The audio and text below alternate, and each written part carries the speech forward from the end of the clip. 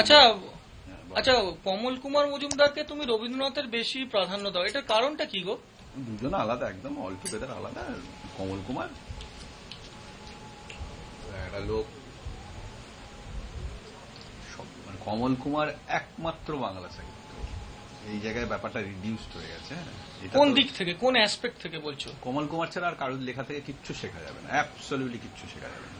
রবীন্দ্রনাথ রবীন্দ্রনাথ প্রশ্নই ওঠে না। সমরেশ বসুর থেকে খুবই পার্সিয়ালি শেখা যাবে, তাও লোকটা খুবই স্কেপটিক্যাল। বুদ্ধদেব বসু, বুদ্ধদেব বসু কিচ্ছু জানে না, অ্যাবসলিউটলি কিচ্ছু জানে না। ভালো, এটা কোন পার্সপেক্টিভ থেকে বলছো বুঝতে পারছি না। তুমি জীবন থেকে কিছু শেখেনি যে সেটা সে এক্সিস্টই করে না। সে ভালো সুন্দর সাহিত্য করে, আমিও করি, সে কোনো ব্যাপার নেই। আর কমলবাবুর যে ধরো, কমলবাবু তো ভীষণ ভাবে এথনোলজিক্যাল।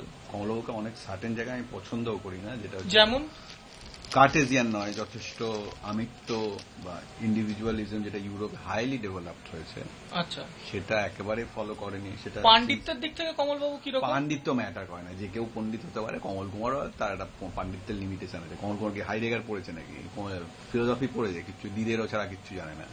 কমল কুমারের লিমিটেশন আছে অনেক, সেটা আমি, ওটা ইস্যু নয়। কমল কুমার নিজে প্রতিভাবান। মানে জয়েস যেমন যখন প্লেটোর কথা বলে বা শেক্সপিয়ারের কথা বলি ইকুয়ালি এটা ফুটিংটা আছে। তুমি একটা দুটো জায়গায় একটু এক্সাম্পল দিয়ে কমল কুমার, যে মানে ধরো সুহাসিনীর পমেটম, ঠিক আছে, বা ধরো অন্তর্জলি যাত্রা যেটা হয়েছে। অন্তর্জলি যাত্রা আমি জীবনে পড়িনি, কারণ শ্যামল গাঙ্গুলিও পড়েছে, সুনীল গাঙ্গুলিও পড়েছে, ওরা অন্তর্জলি যাত্রা ছাড়া কিছু পড়েনি। আমি অন্তর্জলি যাত্রা ছাড়া সব পড়েছি, এটা একটা অন্য ব্যাপার। অন্তর্জলি যাত্রা নিশ্চয়ই ভালো লেখা। আর সুহাসিনীর পমেটম যেটা অ্যাবসলিউট মাস্টারপিস, এটা বাংলায় লেখা উচিত না, লেখা হয়নি, হয়েছে বাই চান্স। ওটা তুমি তো অজস্র বিদেশি সাহিত্য পড়েছো, তার তুলনায় কি তুমি জয়েস, মার্শাল প্রুস্টের সাকসেসার একমাত্র পৃথিবীতে কেউ যদি এক্সিস্ট করে, সেটা কমল কুমার ছাড়া কেউ নয়। হ্যাঁ, প্রত্যেকটা মাইনিউট ডিটেল অ্যাবসলিউটলি মেটিকুলাস। এটা ওর ধারে কাছে গার্সিয়া মার্কেজও আসে না, কেউ আসে না পুরো তোমার। কিন্তু দেখো, ভদ্রলোক তো তোমার পায়নি, ভদ্রলোক তো মানে কোনো সেরকম স্বীকৃত কিছু পায়নি। কিন্তু স্বীকৃতিটা ম্যাটার করে না। ডস্টয়েভস্কি কি, আমি আজকে ডস্টয়েভস্কি পড়ছি, ওরা ডস্টয়েভস্কি জানে? ওরা জানা সম্ভব নয়। একটা লেখকের ওটা ম্যাটার করে না।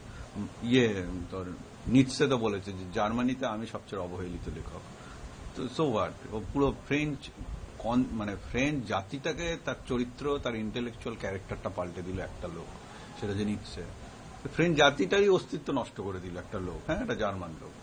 কিভাবে সেটা, মানে তুমি তো তুই যদি নিজের জাতির, নিজের পূর্বসূরিকে অনুসরণ না করে অন্য বিদেশি লোককে দিয়ে নিজেকে তৈরি করিস বা নিজেকে ডিকনস্ট্রাক্ট করিস, তাহলে তোর তো অ্যাকচুয়াল এক্সিস্টেন্স নেই।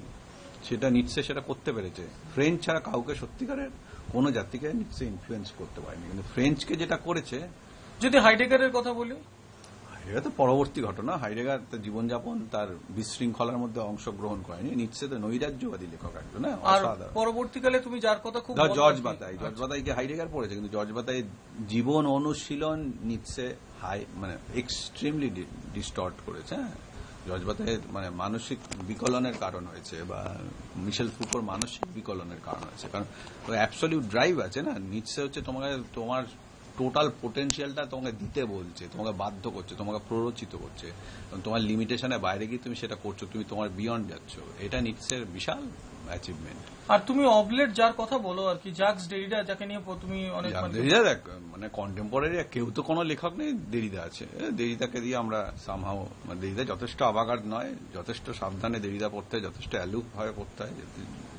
দেরিদা এক্সট্রিমলি ইনস্টিটিউশনালাইজড, এবং সেটাকে আমি কোনো অর্থেই গ্রহণযোগ্য মনে করি না। দেরিদা লিটারেচার কিছু পড়েনি, জানে না, কিছু না, কিন্তু স্টিল দেরিদা আমি এনজয় করি একটা জায়গায়, সেটা তো অন্য কেউ করে না।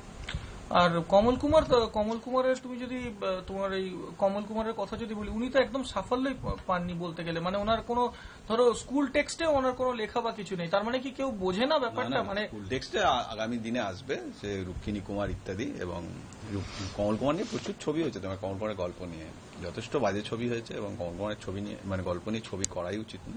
যথেষ্ট বাজে ছবি হয়েছে বলছো? ওটাই তো ভালো ছবি নয়। কিন্তু খুব বড় বড় ইয়েরা তো করেছে, মানে কিছু যায় না তো, একটা লোকও কিচ্ছু যায় না। মানে